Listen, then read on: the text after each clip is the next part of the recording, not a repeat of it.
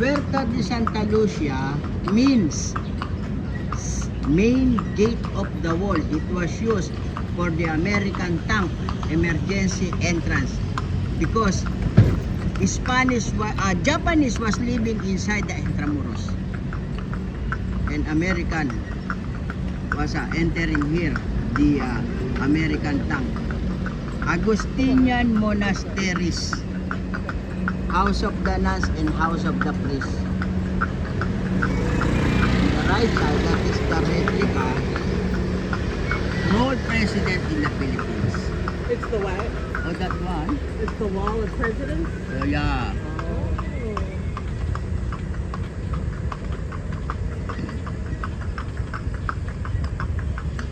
And the right side, that is the original PMA, Philippine Military Academy Barracks. Oh, okay. 1901, American soldier, it was stayed there until 1904. 1908, already restored and abandoned and moved to Baguio City, close to Camp John Hay. But this is the original American headquarters.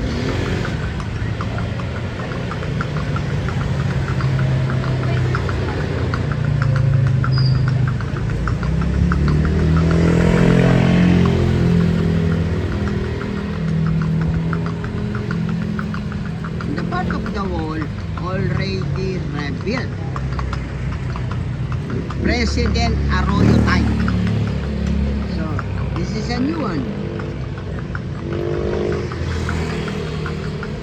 That was called Cuartel de Santa Lucia, Philippine Constabulary Barracks. At this time, it was used for a parking.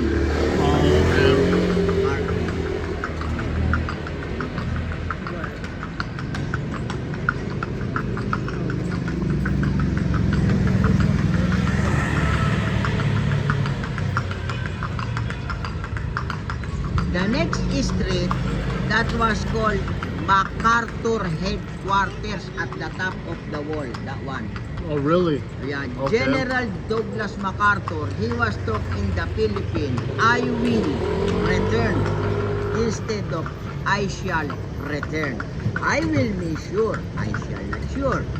That's at the top of the wall, MacArthur Headquarters. The Light and Sounds Museum.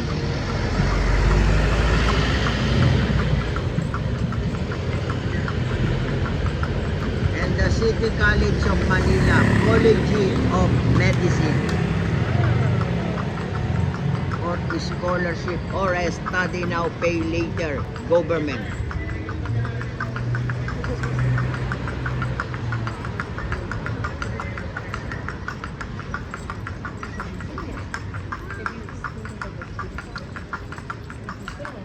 Before, we have House of the Nuns in the right side. In the left side, House of the Priest. And this road, we have under the ground. And evening time, we met each other. Okay. So, Lamon Haloka means crazy sister. Sirdoti Logo, the crazy priest because of that. Long time ago, already land field or reclamation this road. But at this time, nothing. Okay. And the right side, that was called Baluarte de San Diego Gardens. So at the top of the wall, we have a biggest dungeon same like this. And during Spanish time, this dungeon, it was used by the arsenal gunpowder storage or ammunition warehouse of Spain. Yep. We were just. This is our first stop. We already seen this one. Oh, you want to see a look? No, we already seen it. We already seen it. You've been there.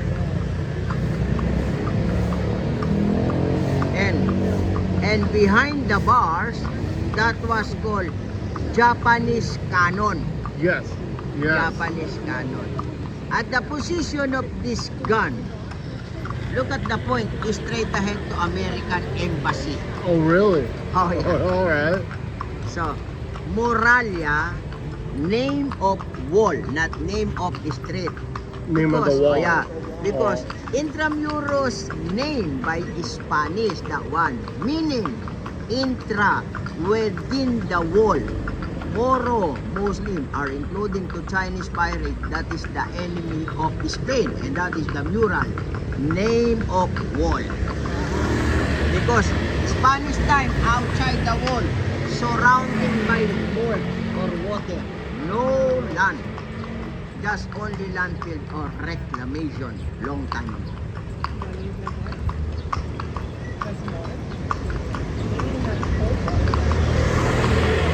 Small part of the wall, original built by Spanish, plenty of bullet hole. Yes. Made by strong rock of adobe from the mountain. And during the time was built by Spanish, no use cement.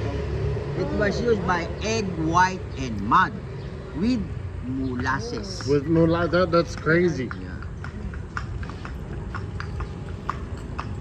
And the next one, that was called prison cell of Japanese. Okay. Thousands of Filipino soldiers die inside.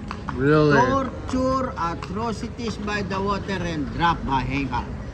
Killed by Japanese. In evening time, water in the ocean, going to high tide, water coming here. No. The soldier, he was drowned by handcuff. So, it looked like a hell. Yeah, yeah. Because no light. Yeah.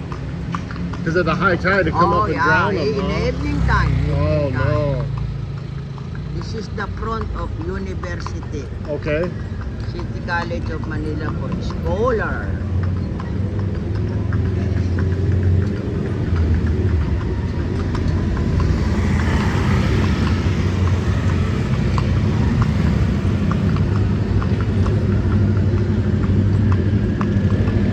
And the next building, that was called Department of Labor and Employment Building. There. Okay. If you have a problem to your job, you will come in here for more problem. That one, that is the mean. This one right here. Oh yeah, that Okay. is the mean. Oh, Dolly, oh.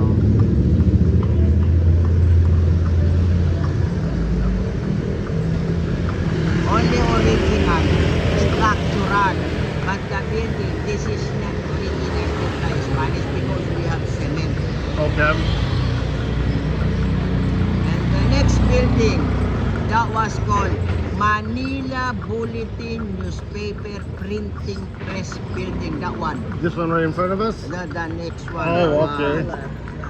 Founded 1901. Oh, one. Wow.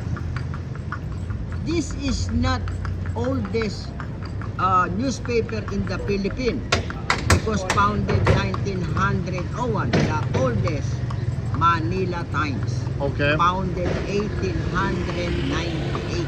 98. Yeah, Oh. 1898 will starting Independence Day. Okay. This is the second only. And you guys just celebrate your independence Oh Day yeah, in June 12. Saturday, huh? Yeah, on past June 12. Yes. Thursday. Thursday. Thursday. Big celebrant in the Rizal Park. Oh, this is printing press, and the next one, office of the Manila Bulletin. Okay. Marcos time during was built. This building. Estrada time during was built. This building. The Intramuros Manila, we have a total measure 64 hectares. 64 hectares, huh? Are including last part of the wall.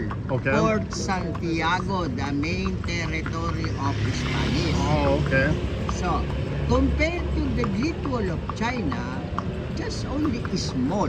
Yes, Great yes. Wall of China is bigger than Intramuros Manila because Great Wall of China, we have a total measure 8,800 miles. Really? Depend for enemy country and depend for Mongol.